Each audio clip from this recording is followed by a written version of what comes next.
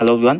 This video I will discuss some important points as well as some important questions from the cell the unit of life. ठीक है, इस video में discuss करेंगे कुछ important questions जो कि आपका एक इंपॉर्टेंट चैप्टर है। ये क्लास 11 बायोलॉजी का very important chapter cell the unit of life, और इसे आप क्लास 9 से पढ़ते हुए आ रहे होगे तो आपको नॉलेज होगी। इजी चैप्टर भी है और इम्पॉर्टेंट चैप्टर भी है। काफ़ी सारे कंसेप्ट इस चैप्टर में और क्वेश्चन भी काफ़ी सारे बनते हैं, तो मिनिमम मान के चलो कि यहाँ से कि 2 या 3 क्वेश्चन यहाँ से बन सकते हैं।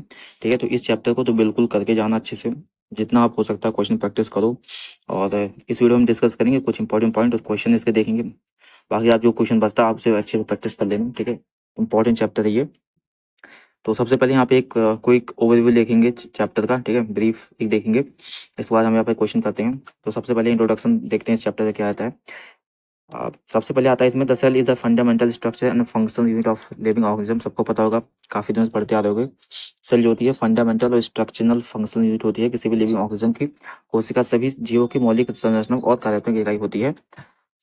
ये पहला क्वेश्चन ये बनता है कि फंडामेंटल और structural unit of the body क्या होती है, दैट इज सेल होती है। ठीक है, फिर इसके बाद आता है रॉबर्ट हुक। रॉबर्ट हुक 1665 में डिस्कवर किया था सेल को while observing a thin slice of cork under the microscope. ठीक है, माइक्रोस्कोप के अंतर्गत उन्होंने एक कॉर्क और स्लाइस ऑफ कॉर्क को देख रहे थे और उसके बाद उन्होंने सेल को डिस्कवर किया था। ठीक है, और एंटोइन लुई वुनजिक थे 1674 में the first to observe living cell. इन्होंने पहली बार एक लिविंग सेल, एक जीवित कोशिका को, ठीक है, देखा था। तो वो लिविंग सेल को डिस्कवर किया था एंटोइन लुई ने। इसके बाद कई सारी सेल थ्योरीज आती हैं जो कि एनसीईआरटी में दी रखी हैं। सबसे पहले इसको जो प्रपोज किया गया था मैथियस सिल्डन, ठीक है, 1838 में एक, ठीक है, प्लांट्स के ये थे आपके साइंटिस्ट। और फिर थ्योडर स्वान थे जो है 1839 में। इन्होंने यहाँ पर जो है ये सेल थ्योरी को प्रपोज किया था। और द डॉग्स विथकाउ जो थे, इस पे हमेशा क्वेश्चन पूछा जाता है, ये इंपॉर्टेंट है, इनका नाम याद रख लो। ये ओमनिस सेलुला इस सेल का स्टेटमेंट दिया था जिसका मतलब होता है कि जितनी भी सेल होती हैं वो हमेशा प्री एग्जिस्टिंग सेल से ही बनती हैं, यानी जो पहले से सेल मौजूद है, जो नई सेल बनेगी वो उनसे ही बनती है। और ये स्टेटमेंट जो होता है ये रडोल्फ विरकाउ ने दिया था। ये हर बार एग्जाम में पूछा जाता है। ठीक है, यहाँ पर इंपॉर्टेंट है।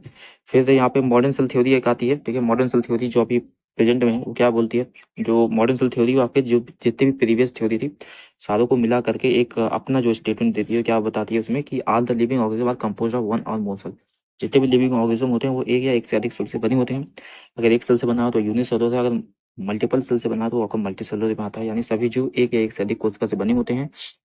Cell is the basic unit of life. Cell main है, ठीक है, कोशिका की मौलिक जो इकाई यानी कि होती है वो आपका सेल ही है, जिसमें सारा फंक्शन होता है बॉडी का।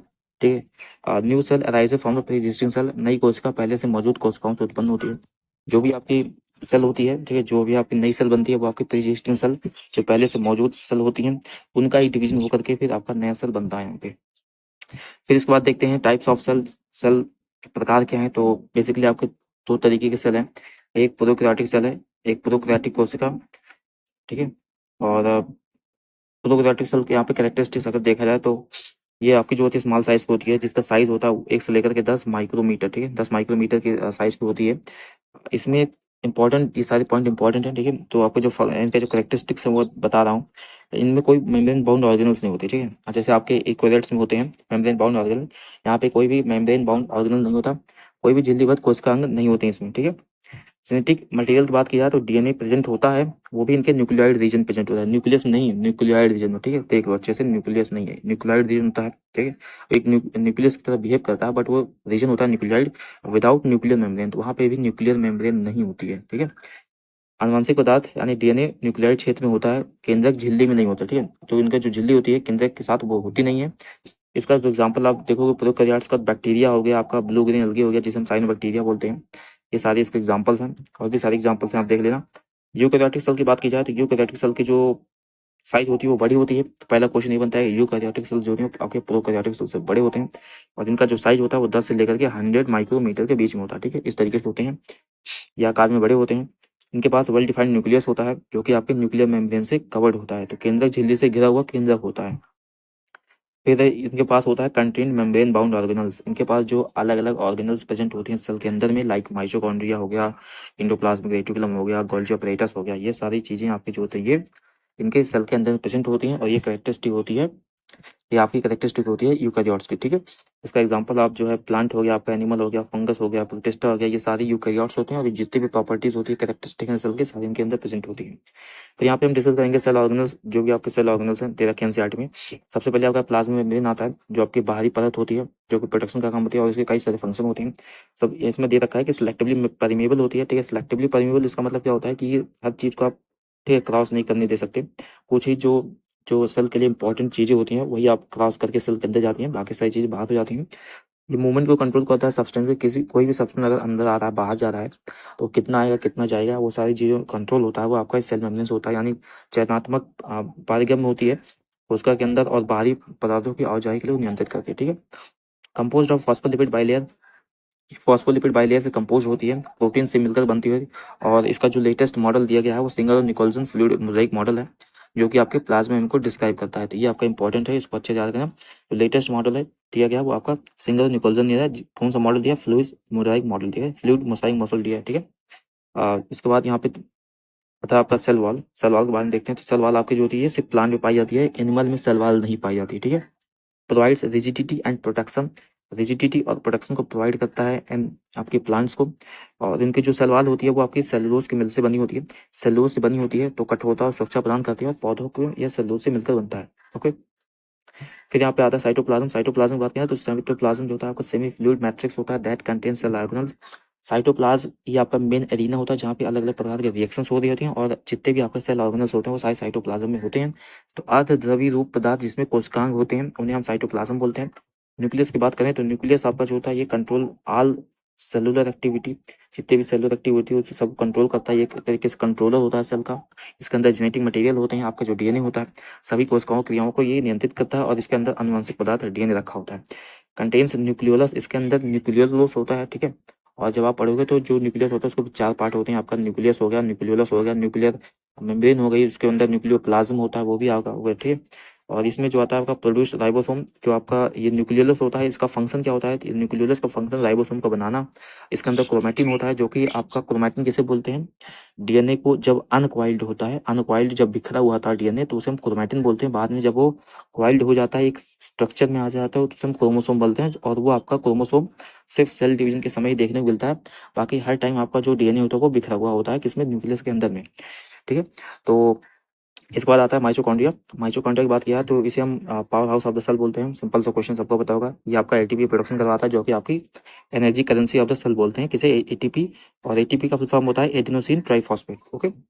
फिर यहाँ पे अगला आता है आपका इंडोप्लाज्मिक रेटिकुलम, ईआर, ठीक है। ईआर इंपॉर्टेंट है। इसे 2 पार्ट में डिवाइड है, ये आपका स्मूथ है, ठीक है, स्मूथ इंडोप्लाज्मिक रेटिकुलम है। स्मूथ इंडोप्लाज्मिक रेटिकुलम जो होता है आपका लिपिड का सिंथेसिस करता है, स्टेरॉइड्स का और डिटॉक्सिफाइड ड्रग, और ड्रग का डिटॉक्सिफिकेशन भी करता है, ये भी इंपॉर्टेंट है, ठीक है। फिर इसके बाद आपका आता है रफ इंडोप्लाज्मिक रेटिकुलम। इसके पास राइबोसोम होता है जिसकी वजह से रफ बनाता है। अगर इसके पास राइबोसोम है तो इसका मतलब ये प्रोटीन सिंथेसिस करेगा, क्योंकि राइबोसोम प्रोटीन सिंथेसिस में इन्वॉल्व होता है। तो it involve in protein synthesis, इसमें राइबोसोम होते हैं जो कि प्रोटीन संश्लेषण में मदद करते हैं। फिर इसके बाद आता है आपका गोल्जी अपरेटस। गोल्जी अपरेटस की बात करें तो ये मॉडिफाइड होता है salts and packaging protein and lipid for transport. तो जो गोल्जी अपरेटस होता है ये आपका इंडोप्लाज्मिक रेटिकुलम से जो कुछ बन के आता है वो आपका गोल्जी अपरेटस में आता है। और गोल्जी अपरेटस जो होता है उसको मॉडिफाई कर देता है, ठीक है। मॉडिफाई करके जितने भी चेंजेस करने होते हैं, जो भी कुछ इंपॉर्टेंट चेंजेस करने होते हैं वो आपका करता है। इसलिए जो ग्लाइकोसाइडेशन और ग्लाइकोसाइलेशन आपका जो होता है वो आपका गोल्जी अपरेटस में होता है। ये भी क्वेश्चन पूछा गया है नीट में, इंपॉर्टेंट है। फिर यहाँ पे आता है आपका लाइसोसोम। लाइसोसोम बोलते हैं contain digestive enzymes help in cell defence and waste disposal. पाचन एंजाइम होते हैं इसमें और कोशिकाओं की सुरक्षा और अपशिष्ट का निस्तारण में सहायक होता है। लाइसोसोम जो होते हैं ये आपके जो भी सेल डैमेज हो जाती है, खत्म हो जाती है, उन सारी चीज़ों को खा करके और ये एक तरीके से सफाई का काम करते हैं, ठीक है। तो इस तरीके से होता है ये आपका। फिर राइबोसोम की बात करें तो राइबोसोम जो होते हैं यहाँ पे नॉन मेम्ब्रेनस ऑर्गेनल्स होते हैं, ये नॉन मेम्ब्रेन होते हैं तो इसको इंपॉर्टेंट रख लो। नॉन मेम्ब्रेन होता है रिस्पॉन्सिबल फॉर प्रोटीन सिंथेसिस, झिल्ली रहित कोशिकांग होते हैं जो कि प्रोटीन संश्लेषण में मदद करते हैं। फिर यहाँ पे आता है प्लास्टिड। प्लास्टिड क्या होते हैं? प्लास्टिड जो होते हैं आपके पौधों में पाए जाते हैं। और प्लास्टिक में भी कई तरीके के हैं, लाइक क्लोरोप्लास्ट हो गया, क्रोमोप्लास्ट हो गया, लिगोप्लास्ट हो गया, तो ये सारे प्लास्टिक के ही टाइप्स हैं। और अगर क्लोरोप्लास्ट की बात करें तो क्लोरोप्लास्ट होता है आपका एक कंटेन क्लोरोफिल, और इसका मेन फंक्शन होता है फोटोसिंथेसिस को परफॉर्म करना, यानी क्लोरोफिल होता है इसमें और प्रकाश संश्लेषण में हेल्प करते हैं। क्रोमोप्लास्ट की बात किया थी, इसमें पिगमेंट स्टोर होता है अलग अलग कलर के, और ये आपके कलर देता है, जो भी आपका पार्ट होता है प्लांट का उसको कलर प्रदान करता है। ये कौन? क्रोमोप्लास्ट। ल्यूकोप्लास्ट जो होता है ये इसमें स्टार्च, ऑयल, ठीक है, प्रोटीन स्टोर होते हैं, और इसमें जो होता है स्टोरेज का काम होता है। अब इन्हें स्टार्च वाले को क्या बोलते हैं, ऑयल्स को क्या बोलते हैं, और प्रोटीन को क्या कहते हैं, ये आपका एनसीईआरटी में दे रखा है, वहाँ पे आप देख लोगे, इनका स्पेसिफिक नेम भी है, तो अच्छे से इसको याद करके जाना। फिर यहाँ पे बात करते हैं वैक्यूल्स क्या होते हैं। तो वैक्यूल जो होते हैं ये आपके store nutrient, waste material, help maintain the cell shape, cell के शेप को मेंटेन करना, जितने भी वेस्ट मटेरियल उनको स्टोर करना, और न्यूट्रिएंट को भी स्टोर करना।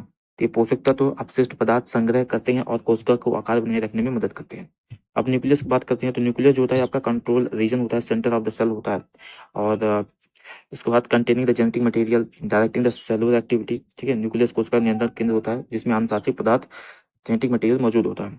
अगर इसका स्ट्रक्चर की बात करें तो स्ट्रक्चर में आपका न्यूक्लियर एनवेलप आता है, जो कि आपकी बाहरी लेयर होती है। So it is a double membrane structure that separate the nucleus from the cytoplasm.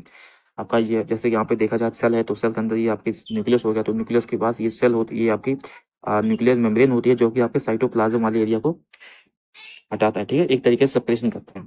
फिर न्यूक्लियर पोर बात किया तो न्यूक्लियर पोर जो होता है आपके न्यूक्लियर एनवेलप के अंदर में न्यूक्लियर पोर होता है, इसका भी अपना काम होता है। ये आपके स्मॉल ओपनिंग्स होते हैं, small openings in nuclear envelope that allow the exchange of material. ये छोटे छोटे छिद्र होते हैं जो कि आपके न्यूक्लियर झिल्ली में मौजूद होते हैं और पदार्थों के आदान प्रदान की सुविधा प्रदान करते हैं। इंपॉर्टेंट होता है क्योंकि जो आपका एमआरएनए बनता है न्यूक्लियस के अंदर में, और उसका जो आपका प्रोटीन संश्लेषण यानी जो उसका, ठीक है, प्रोटीन बनने का काम होता है वो आपका साइटोप्लाज्म में होता है। तो जो एमआरएनए बन के जाता है, जो कोडिंग देता है, जो, ठीक है, इन्फॉर्मेशन देता है प्रोटीन बनने के लिए, वो आपके साइटोप्लाज्म में बनती है। इसलिए न्यूक्लियस से कैसे जाएगा अगर चार से बंद होगा, तो इसलिए उसमें अंदर होता है आपका न्यूक्लियर पोर होता है, ठीक है, जिसके तहत होता हुआ बाहर जाता है, वो आपका साइटोप्लाज्म में जाता है। फिर यहाँ पे आता है nucleoplasm. It is a gel like substance inside the nucleus containing the chromatin nucleus, ठीक है। न्यूक्लियोप्लाज्म आपका जो होता है इसमें जेल लाइक सब्सटेंस होता है, जो कि आपको न्यूक्लियस के अंदर में होता है। ये न्यूक्लियस के अंदर भरा हुआ एक जेल जैसा पदार्थ होता है, जिसमें क्रोमैटिन और न्यूक्लियोलस उपस्थित होते हैं। अगर हम बात करें क्रोमैटिन क्या होता है, तो क्रोमैटिन आपका एक नेटवर्क ऑफ डीएनए होता है, वही डीएनए होता है, ठीक है। वो आपका जो नॉर्मल टाइम पे जब सेल डिवीजन नहीं हो रही होती है, तो उस समय वो एक तरीके से बिखरा हुआ होता है। And protein that condense to form the chromosome during cell division. ये सेल डिवीजन के समय डीएनए और प्रोटीन मिल करके, जो कि आपकी हिस्टोन प्रोटीन होती है, वो आपका मिल करके क्रोमोसोम का फॉर्मेशन करते हैं सेल डिवीजन के टाइम, और क्रोमोसोम आप देख सकते हो। ओके, फिर यहाँ पे बात करते हैं न्यूक्लियोलस क्या होता है। तो न्यूक्लियोलस जो होता है एक dense structure inside the nucleus, ये न्यूक्लियस के अंदर प्रेजेंट होता है, और इसका मेन फंक्शन होता है आरएनए फॉर्मेशन करना, यानी राइबोसोमल आरएनए में भी कई तरीके आप देखोगे कि एमआरएनए होता है, टीआरएनए होता है, आरआरएनए होता है। तो राइबोसोम प्रोडक्शन करता है, जिसमें बेसिकली आरआरएनए का जो प्रोडक्शन होता है वो आपका न्यूक्लियस में होता है। फंक्शन ऑफ न्यूक्लियस की बात की जाए तो सबको पता है ये कंट्रोल करता है सेलुलर एक्टिविटीज को, ये सभी कोशिकाओं गतिविधियों को नियंत्रित करता है। Contains high dating material DNA होता है इसमें, जो कि अनुवांशिक पदार्थ होता है आपका। रेगुलेट करता है सेल की ग्रोथ को और रिप्रोडक्शन को, सेल कितनी ग्रोथ करेगी, कब रिप्रोडक्शन करना है, वो सारी चीजें इसमें अंदर फिक्स होती हैं, ठीक है। फिर इसके बाद यहाँ पे हम देखते हैं, फिर आपका आता है, आपसे क्वेश्चन स्टार्ट होता है यहाँ पे। क्वेश्चन इंपॉर्टेंट क्वेश्चन है यहाँ पे, जो भी कुछ इंपॉर्टेंट क्वेश्चन लिए गए हैं। सबसे पहले आता है वो डिस्कवर द सेल, सेल की खोज किसने की थी। तो डिस्कवरी ऑफ द सेल जो आपका जाता है, इनको जाता है रॉबर्ट हुक को, ठीक है। रॉबर्ट हुक ने 1665 में डिस्कवर किया था एक thin slice of cork under the microscope, ठीक है। तो इस तरीके से उन्होंने डिस्कवर किया था। फिर अगला क्वेश्चन आता है which are the following the prokaryotic cell, इनमें प्रोकैरियोटिक सेल कौन सा है। तो ऑप्शन देखोगे आप, फंजाई है, प्रोटिस्टा है, प्रोटोजोआ है, बैक्टीरिया है, या फिर आपका जो होता है एल्गी है। तो सबको पता होगा कि जो बैक्टीरिया होती है ये आपकी प्रोकैरियोटिक सेल होगी। Bacteria is the prokaryotic cell, and prokaryotic cell lack a well defined nucleus, ये न्यूक्लियस को लैक करते हैं। इसके साथ साथ वेल डिफाइंड न्यूक्लियस लैक करते हैं, ठीक है। और मेम्ब्रेन बाउंड ऑर्गेनल्स जो भी आपके माइटोकॉन्ड्रिया हो गया, एंडोप्लाज्मिक रेटिकुलम हो गया, ये सारी चीजें इनमें नहीं पाई जाती हैं, ये आपके सिर्फ और सिर्फ यूकारियोट्स में देखने को मिलती हैं। फिर इसके बाद आता है what is the primary function of plasma membrane, plasma membrane का प्राइमरी फंक्शन क्या होता है। तो इनका जो प्राइमरी फंक्शन होता है आपका ट्रांसपोर्ट ऑफ मॉलिक्यूल्स, ठीक है। यानी कि प्लाज्मा मेम्ब्रेन जो होती है वो कंट्रोल करती है entry and exit of the substance, maintaining the homeostasis, homeostasis maintain करके रखती है। और इसको जितना भी इनका फंक्शन होता है, यानी कि जो भी मॉलिक्यूल अंदर आ रहे हैं, बाहर जा रहे हैं, किनको जाना है, किनको नहीं जाना है, जो खराब मॉलिक्यूल्स उनको बाहर रोक के रखना, अच्छे वाले जो नेसेसरी हैं उनको अंदर भेजना, ये सारा जो काम होता है वो प्लाज्मा मेम्ब्रेन का काम होता है, जो कि सेमी परमेबल होती है ना, इसलिए। Which of the following as the known as the power house of the cell. आप सबको पता है क्या है, माइटोकॉन्ड्रिया है। Mitochondria generate ATP, ATP adenosine triphosphate, earning them, ठीक है। एज अ टाइटल जिसे बोलते हैं power house of the cell, ठीक है, जहाँ से सारी एनर्जी मिलती है। What is the function of nucleus in the eukaryote, nucleus का काम क्या होता है। तो न्यूक्लियस का जो काम होता है आपका जेनेटिक मटेरियल को स्टोर करना और सेल का रेगुलेशन करना। सेल को रेगुलेट करना और जेनेटिक मटेरियल को स्टोर करना, ठीक है। तो nucleus contains DNA and regulate the gene expression, gene के एक्सप्रेशन जो होता है आपका जीन एक्सप्रेस होता है और सेल के फंक्शन को कंट्रोल करता है, ठीक है। फिर यहाँ पे आता है where are the ribosome mainly found, ribosome कहाँ पे ज़्यादातर पाए जाते हैं, तो राइबोसोम्स आपके जो पाए जाते हैं ये आपके फ्रीली एग्जिस्ट करते हैं साइटोप्लाज्म में, साइटोप्लाज्म में जो होता है ये फ्रीली पाए जाते हैं। आपका जो होता है ये आपका साइटोप्लाज्म और rough endoplasmic reticulum, rough endoplasmic reticulum में जो होता है ये रफ इंडोप्लाज्मिक रेटिकुलम आदिया जिसे बोलते हैं वहाँ पाया जाता है और ये आपका साइटोप्लाज्म में फ्रीली देखने को मिलता है। मेन काम इसका होता है प्रोटीन सिंथेसिस करना, ओके। फिर what is the function of the smooth endoplasmic reticulum, SCR का फंक्शन क्या होता है, एससीआर का फंक्शन क्या है, तो एससीआर का फंक्शन जो होता है ये हेल्प करता है लिपिड मेटाबॉलिज्म और डिटॉक्सिफिकेशन में। तो लिपिड मेटाबॉलिज्म और डिटॉक्सिफिकेशन में हेल्प करता है, ये इंपॉर्टेंट है, इसको याद रख लेना, इंपॉर्टेंट क्वेश्चन है। Again question is what is the primary role of Golgi apparatus, Golgi apparatus का प्राइमरी रोल क्या होता है, तो गोल्जी अपैरेटस का जो प्राइमरी रोल होता है ये आपका अपैरेटस प्रोसेस करता है short package protein and lipid for the transport. जो आपका इंडोप्लाज्मिक रेटिकुलम से बन के मटेरियल आया होता है वो आपका गोल्जी अपैरेटस में आता है और गोल्जी अपैरेटस उन सारी चीज़ों को मॉडिफाई करता है, अलग अलग जो भी प्रोटीन लिपिड होते हैं, फिर उसको अलग अलग सेल के, ठीक है, हिस्सों में पहुंचाता है जहाँ पे उसका काम होता है। तो राइट आंसर विल बी इसका मॉडिफाइंग एंड पैकेजिंग प्रोटीन, जो भी आपके प्रोटीन्स आते हैं उनको मॉडिफाई करता है, पैकेज करता है, फिर उसको अलग जगह पे ट्रांसपोर्ट करवाता है। लाइसोसोम को हम सुसाइडल बैग्स क्यों बोलते हैं, आत्मघाती थैली से बोलते हैं। तो इनका जो काम होता है lysosome contain hydrolytic enzymes, hydrolytic enzyme जो और इनके जो अंदर जो पीएच होता है वो बहुत ज़्यादा कम होता है, पीएच आपका जो होता है एसिडिक पीएच होता है, एसिडिक पीएच बना होता है, ठीक है, एसिडिक पीएच होता है आपका इसके अंदर, that break down the cell component during the autolysis. तो ये आपका जो करते हैं ये आपके digest cellular component one damage, जब कोई सेलुलर कंपोनेंट डैमेज हो जाता है तो उसको डाइजेशन कम करता है और इसकी वजह से जो सेल के अंदर सफाई होती है वो आपका लाइसोसोम करते हैं। फिर क्वेश्चन है प्लास्टिक कंटेंस क्लोरोफिल, प्लास्टिक कौन सा प्लास्टिक जिसमें क्लोरोफिल पाया जाता है, तो आपका ये क्लोरोप्लास्ट होता है जिसमें क्लोरोफिल पाया जाता है। क्रोमोप्लास्ट में आपका जो होता है ये कलर मिलते हैं और ल्यूकोप्लास्ट में जो होता है आपका अलग अलग मटेरियल जो होता है स्टोर होता है, यहाँ पे स्टोरेज ऑफ मटेरियल होता है जो अलग अलग होता है, ठीक है। तो इस तरीके से आपको देखना है। What is the function of the cytoskeleton, cytoskeleton क्या होते हैं, तो साइटोस्केलेटन जो होते हैं ये आपके नेटवर्क ऑफ प्रोटीन के फिलामेंट होते हैं, ये एक प्रोटीन के धागे होते हैं, फिलामेंट होते हैं जो कि आपके स्ट्रक्चरल और असिस्ट करते हैं, ठीक है, जो भी आपके सेल के अंदर भी मूवमेंट होती है और वो एक तरीके से स्ट्रक्चर प्रोवाइड करते हैं, ढांचा प्रोवाइड करते हैं जिसे बोलते हैं, ठीक है। तो उसमें जो होते हैं आपका साइटोस्केलेटन हेल्प करते हैं। तो ये आपका जो होता है ये providing the shape and support, shape और सपोर्ट का प्रोडक्शन जो होता है ये प्रोवाइजन जो होता है ये आपका साइटोस्केलेटन करता है। What is the function of cilia and flagella, cilia और फ्लैजिला का फंक्शन क्या होता है, तो सीलिया और फ्लैजिला जो होते हैं आपके सेल के मूवमेंट को और movement of substance overall the cell surface, cell के सरफेस पे या सेल का मूवमेंट जो करवाते हैं वो आपका सीलिया और फ्लैजिला करवाते हैं। तो इनका जो काम होता है वो आपका लोकोमोशन और मूवमेंट के लिए होता है। Cilia and flagella are both responsible for the movement in the cell. Centrioles plays important role in the which process, centriole की किस प्रोसेस में रोल होता है इनका, तो इनका जो रोल होता है सेल डिवीजन में रोल होता है। जब सेल डिवीजन होता है तो सेंट्रॉइल से डुप्लीकेट करते हैं जो कि आपके अलग अलग तरीके से एस्ट्रल रेज बनाती हैं जो कि आपके क्रोमोसोम के डिवीजन में हेल्प करते हैं। तो centriole help in the formation of spindle fibre, जो स्पिंडल फाइबर बनता है यहाँ पे जब आप cell the unit of life पढ़ोगे, यानी उस पर जो आपका अगला चैप्टर है ये आपका सेल डिवीजन चैप्टर है, वहाँ पे पढ़ोगे तो वहाँ पे अच्छे से बताया गया कि सेंट्रॉइल का फंक्शन क्या होता है और ये आपके क्रोमोसोम के सेपरेशन ड्यूरिंग माइटोसिस और मियोसिस में हेल्प करते हैं। फिर यहाँ पे आता है what is the main function of plant cell, plant cell wall का मेन फंक्शन क्या होता है, तो प्लांट सेल वॉल जो होती है आपकी सेलों से मिलकर बनी होती है और इसका जो काम होता है वो आपको रिजिडिटी प्रोवाइड करना, स्ट्रक्चर देना सेल को, ठीक है, रिजिडिटी और स्ट्रक्चर देना इसका काम होता है और ये आपके सेलों से मिलकर बनी होती है। फिर what is the composition of the bacterial cell wall, bacterial cell wall की कंपोजिशन क्या होती है, आपका पेप्टिडोग्लाइकन बने होता है, बैक्टीरियल सेल वॉल जो होती है आपकी पेप्टिडोग्लाइकन यानी mucin which provide the strength and protection, ठीक है। तो बैक्टीरिया में जो आपकी सेल वॉल होती है आपकी पेप्टिडोग्लाइकन से मिलकर बनी होती है, ठीक है।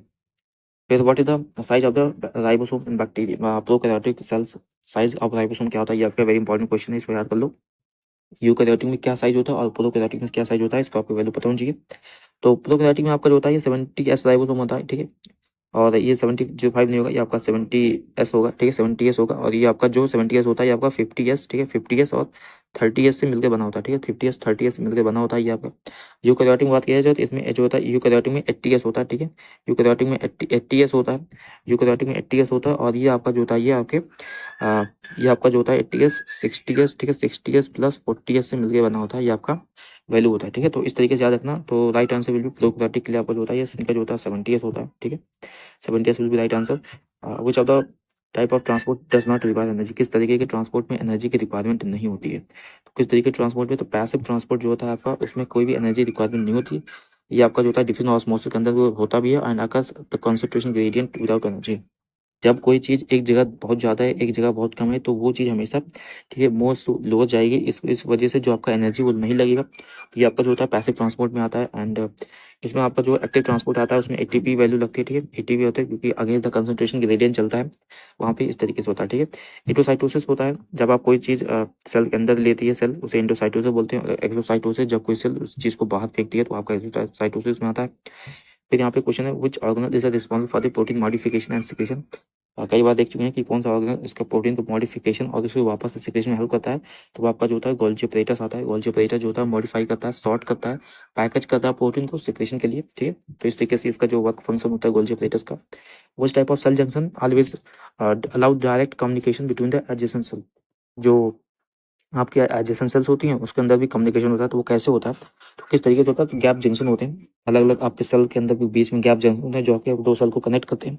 उनके बीच में जो भी आपका मटेरियल का फ्लो होता है, जो भी आयंस का फ्लो होता है, वो आपका सारा गैप जंक्शंस के साथ होता है, ठीक है। तो gap junctions allow the exchange of ions and small molecules between the adjacent sales, ठीक है। तो इस तरीके से काम होता है यहाँ पे। अब देखते हैं क्या है एंडोसाइटोसिस। और द इंडोसाइटोसिस क्या होता है, the process of engulfing substance to cell. Cell के अंदर कोई भी सब्सटेंस अगर आप लेते हो तो उसे हम इंडोसाइटोसिस बोलते हैं। So right answer will be the process of engulfing substance to cell, ठीक है। तो endocytosis the process in which the cell take in the molecules by the engulfing them. So ठीक है, ये प्रक्रिया आपकी जो होती है वो इंडोसाइटोसिस होती है। Then what is osmosis. So सबको पता होगा osmosis the movement of water molecules from the region of lower solute to the lower solute concentration to the higher region of higher solute, ठीक है। तो ऑस्मोसिस जो होती है आपकी इस तरीके से होती है। ऑस्मोसिस एक पेपर होता है जहाँ पे मान लो यहाँ पे जो है ये सॉल्यूट पार्टिकल्स हैं, सॉल्यूट पार्टिकल्स यहाँ पे 4 हैं, और यहाँ पे आप मान लो यहाँ पे कई सारे हैं। तो हमेशा मूवमेंट कहाँ से होगा, इधर से लोअर सॉल्यूट मॉलिक्यूल से हायर सॉल्यूट मॉलिक्यूल होगा, ठीक है। हमेशा लोअर कंसंट्रेशन हाई कंसंट्रेशन जाता है जहाँ पे सॉल्वेंट की वैल्यू कम होती है। इस तरीके से यहाँ पे चलता है ऑस्मोसिस। फिर इसके बाद जो अगला क्वेश्चन आता है which two organelles have their own DNA. कौन से दो ऑर्गेनल होते हैं जिनके का अपना खुद का डीएनए। तो खुद का डीएनए जो होता है आपका इसके साथ होता है माइटोकॉन्ड्रिया और क्लोरोप्लास्ट, जिन्हें हम सेमी ऑटोनॉमस ऑर्गन्स बोलते हैं। क्यों, क्योंकि इनके सेमी ऑटोनॉमस ऑर्गन्स बोलते हैं, क्यों इसलिए बोलते हैं क्योंकि इनके पास अपना खुद का डीएनए होता है जो अपना कंट्रोल, जो अपना प्रोटीन बनाते हैं वो अपने खुद के डीएनए से बनाते हैं। इसके साथ साथ जो सेल का डीएनए होता है उससे भी कंट्रोल होते हैं। तो ये सेमी ऑटोनॉमस ऑर्गन होते हैं, यानी अपने आप को भी कुछ हद तक कंट्रोल करके रखते हैं क्योंकि इनके पास खुद का डीएनए होता है अपने आप का भी। फिर अगला question which structure nuclear for the ribosome production. Ribosome production के लिए कौन सा स्ट्रक्चर आपका जो रिस्पॉन्सिबल होता है, या right answer will B nuclear, ठीक है। न्यूक्लियोलस जो होता है आपका ये, इनका जो राइट आंसर होगा न्यूक्लियस होगा। और न्यूक्लियस एक डेंस स्ट्रक्चर होता है इनसाइड द न्यूक्लियस, वह राइबोसोम, ठीक है। आरएनए आज जिसमें बेसिकली आरएनए, ठीक है, इसमें भी आरएनए जो आपका राइबोसोमल आरएनए होता है वो आपका सिंथेसाइज होता है, असेंबली यहाँ पे बिगिन होती है, ठीक है। कुछ प्रोटीन फॉर्म द माइक्रोट्यूबुल, कौन सा प्रोटीन माइक्रोट्यूबुल बनाता है, तो आपका ट्यूबुलिन, ट्यूबुलिन प्रोटीन जो होता है आपका माइक्रोट्यूबुल का फॉर्मेशन करता है। और microtubule are made of tubulin protein play a important role in the cell division. ये आपके कोशिका विभाजन में जो होते हैं ये बहुत ज़्यादा इंपॉर्टेंट रोल प्ले करते हैं वहाँ पे। Again which of the following is absent in प्रोटोकार्ड।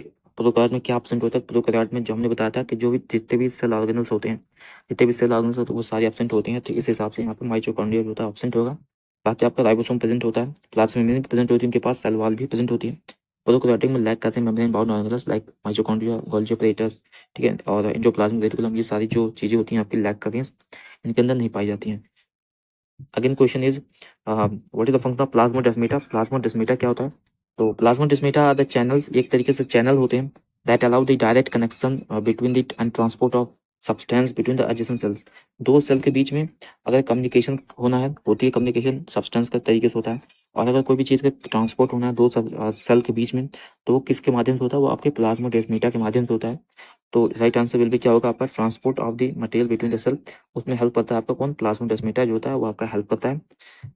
Next question is what is the main function of vacuole. Vacuole का मेन फंक्शन क्या होता है, तो वैक्यूल का मेन फंक्शन जो होता है आपका storage of nutrient and waste product का स्टोर करना और न्यूट्रिएंट को स्टोर करना।